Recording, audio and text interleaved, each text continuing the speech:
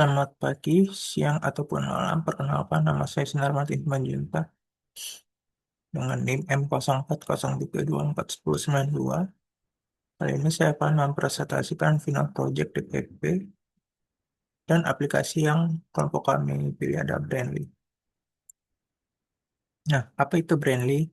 Brandly adalah perusahaan pendidikan berbasis teknologi dan dia menyediakan situs web belajar yang memungkinkan penggunanya itu untuk saling bertanya dan menjawab pertanyaan terkait pelajaran sekolah antar pengguna. Nah, tas yang saya analisis dalam proyek ini adalah aktivitas pengguna dalam mencari jawaban soal menggunakan fitur search.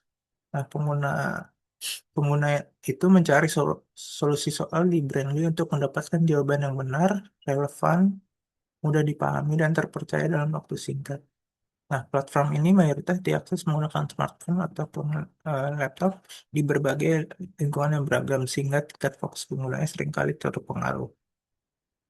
Nah, oleh karena itu, sistemnya harus dirancang agar tetap praktis dan mudah digunakan dalam situasi apapun, bahkan saat pengguna tidak sepenuhnya berkonsentrasi. Oke, ini adalah task flow eh, aplikasi Brandly untuk fitur search. Nah, pertama-tama kita akan mengawali dengan beranda seperti ini. Lalu untuk memasukkan pertanyaan, kita bakal mengetik di kolom pencarian ini. Lalu kita bakal eh, gunakan search. Lalu akan muncul soal-soal yang ditanya oleh pengguna lainnya. Saat kita memilih salah satu soal, bakal muncul jawaban yang dijawab oleh pengguna lainnya. Oke, usability goals yang se- saya pilih adalah yang pertama, effectiveness, yaitu sistem harus memungkinkan pengguna menemukan jawaban yang benar dan relevan dengan pertanyaan yang dicari. Yang kedua, efisiensi, pengguna harus dapat menemukan jawaban yang dibutuhkan dengan cepat dan dengan sedikit langkah, misalnya melalui fitur filter, ranking jawaban terbaik, dan lain-lain. Yang ketiga, satisfaction, pengalaman menggunakan fitur pencarian harus nyaman dan tidak membingungkan, sehingga pengguna merasa puas karena dapat menemukan jawaban yang relevan dengan mudah tanpa frustasi. Oke, selanjutnya yaitu UX Goals. Yang pertama adalah memberikan rasa percaya terhadap terhadap jawaban yang ditemukan. Yang kedua, mengurangi rasa bingung akibat banyaknya pilihan. Yang ketiga adalah menghindari frustasi saat mencari jawaban. Dan yang keempat adalah memberikan pengalaman yang cepat, nyaman, dan tidak membebani. Oke, ideation yang saya pilih ada brainstorming.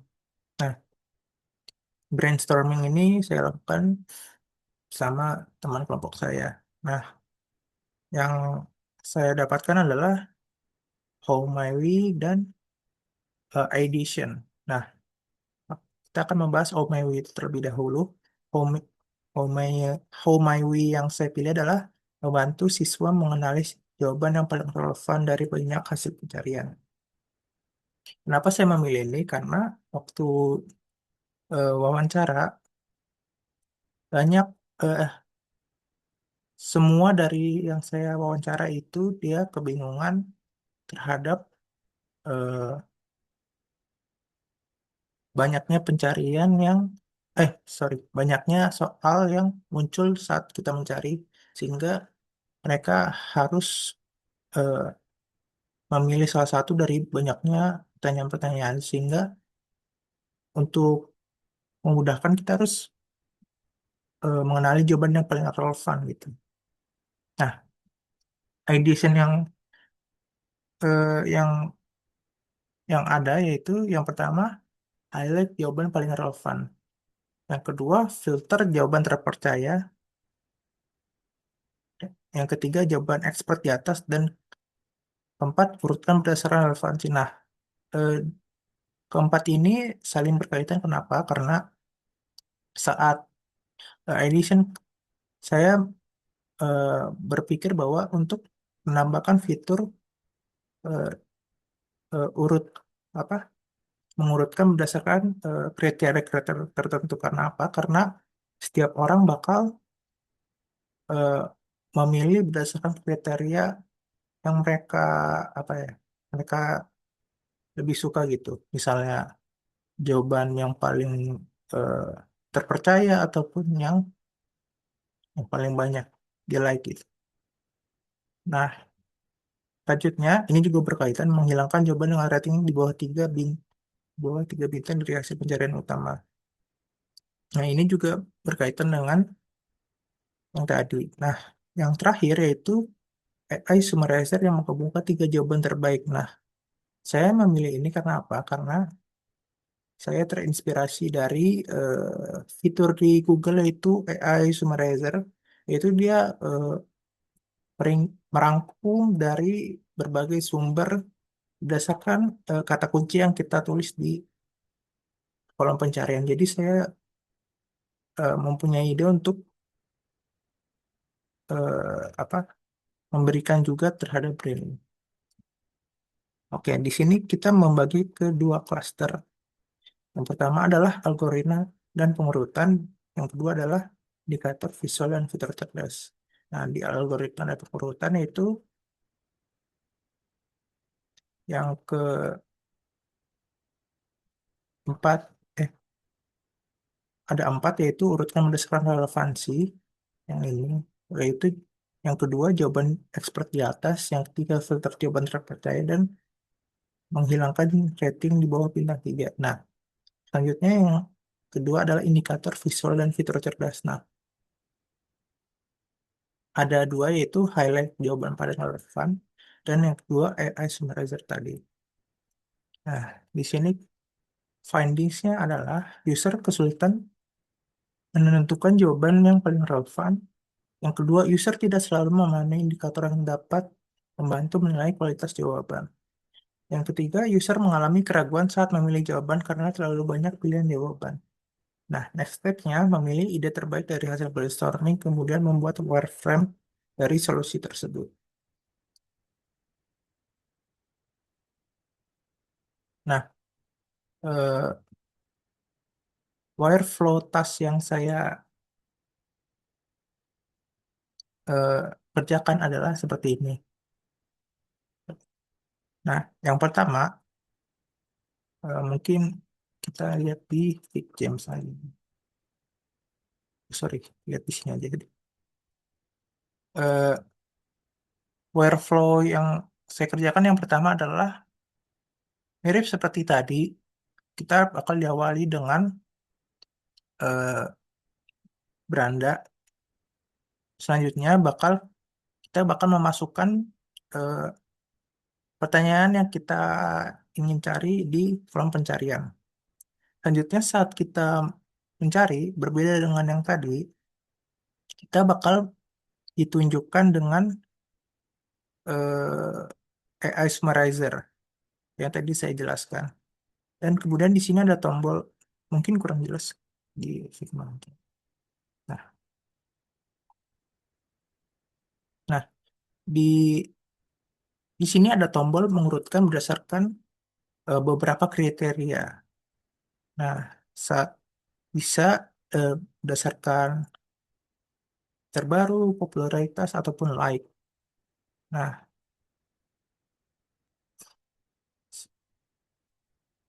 saat kita memilih salah satu pengurutan bakal menunjukkan eh, soal yang ditampilkan itu bakal berubah berdasarkan pengurutan yang kita inginkan. Nah, selanjutnya di prototyping kita bakal langsung ke ini aja. Nah, di sini eh, kita pertama-tama bakal di tampilan beranda.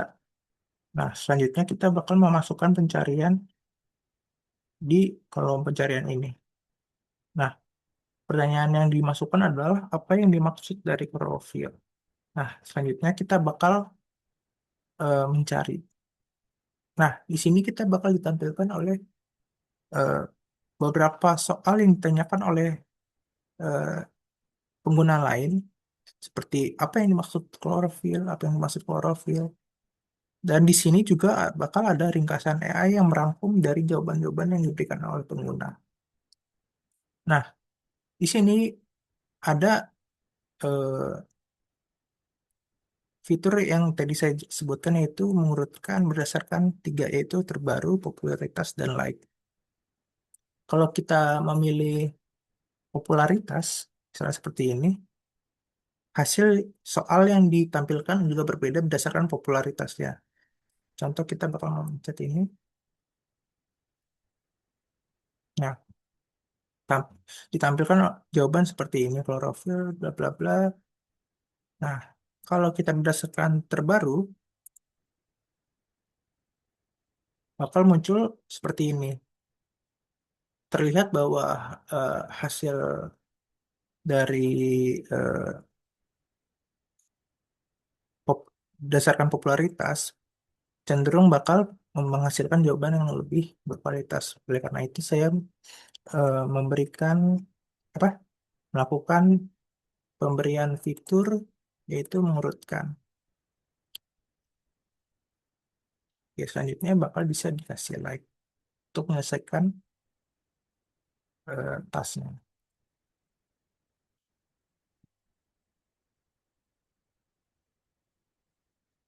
Oke, sekarang ke user testing.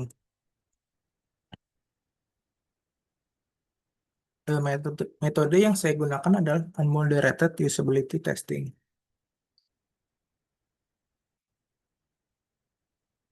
Nah, unmoderated usability testing adalah metode pengujian di mana partisipan menyelesaikan tugas secara mandiri dari lokasi masing-masing tanpa didampingi. Nah, pengujian ini dilakukan menggunakan mesh yang terintegrasi dengan prototipe dari Figma. Mesh akan secara otomatis merekam interaksi pengguna, user path, penyelesaian tugas, tingkat keberhasilan, misklik, serta jawaban dari survei setelah pengguna menyelesaikan task. Nah, metode ini dipilih karena memungkinkan pengumpulan data usability secara efisien tanpa harus menjadwalkan sesi tatap muka dan memberikan gambaran mengenai perilaku pengguna ketika menggunakan prototipe. Nah, di sini ada di sini adalah prototype setup yang saya pakai, yang saya kerjakan. Yang pertama adalah prototipenya, yaitu prototype testing. Saya menggunakan goal base untuk prototype ini, yaitu dengan memilih salah satu jawaban dengan cara memberikan like untuk menyelesaikan task. Nah, setelah menyelesaikan task, bakal diberikan pertanyaan berupa matriks seperti ini, yaitu sebanyak 10 soal. Nah, eh, hasil dari mesh-nya adalah seperti ini. Sukses rate-nya yaitu 100%, yang berarti bahwa semua eh, semua yang mengerjakan task ini yaitu berhasil. Dan miskliknya yaitu 39%, yaitu sedikit apa? Agak gede, cuman nggak terlalu besar.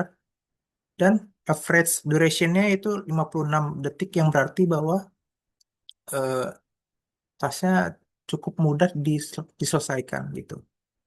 Nah, di sini saya ada beberapa pertanyaan yang seperti saya dapat menemukan jawaban yang saya cari dengan mudah, yaitu banyak yang setuju, terus dapat menyelesaikan tas tanpa merasa bingung, banyak yang merasa setuju, dan sedikit yang merasa netral. Nah, nah, pertanyaan ke-9 yaitu saya merasa terbantu dengan jawaban dari ringkasan AI. Nah, 40% merasa bahwa eh, ringkasan AI itu bersifat netral. Dan yang pertanyaan terakhir yaitu secara keseluruhan saya puas dengan pengalaman menggunakan prototype. Nah, sebagian besar pengguna merasa puas terhadap prototipe ini. Nah, dapat dirangkum tadi tas tas sukses rate-nya itu dari 5 partisipan, 100, semuanya berhasil menyelesaikan mencari jawaban menggunakan fitur search. Tidak ada partisipan yang gagal atau berhenti di tengah proses. Nah, completion time-nya itu 56,1 detik untuk menyelesaikan proses mulai dari melakukan pencari hingga menentukan jawaban yang dipilih. Nah, yang ketiga itu misclick rate. Misclick rate-nya itu 39%, yang berarti bahwa masih terdapat klik yang tidak sesuai dengan alur utama. Mungkin kemungkinan terjadi karena tombol yang kecil ataupun mereka bingungan gitu. Ini mau pencet yang mana gitu. Nah, yang keempat adalah satisfaction, efisiensi. Oh, sorry, ini efisiensi. Efisiensi menggambarkan seberapa cepat dan sedikit usaha yang diperlukan pengguna untuk menyelesaikan suatu task.